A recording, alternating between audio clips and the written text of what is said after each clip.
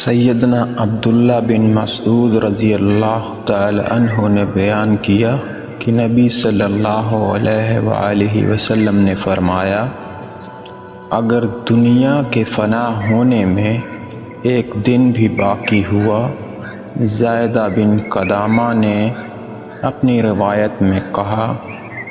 اللہ اس دن کو لمبا کر دے گا۔ پھر سب راوی متفق ہیں، حتیٰ کہ اللہ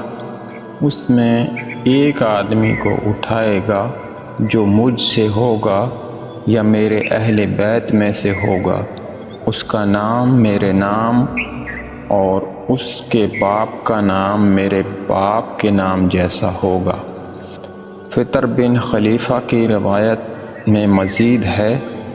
وہ زمین کو عدل و انصاف سے بھر دے گا جیسے کہ ظلم و زیادتی سے بھری ہوئی ہوگی۔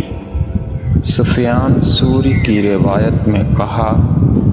یہ دنیا اس وقت تک فنا نہیں ہوگی جب تک کہ میرے اہل بیت میں سے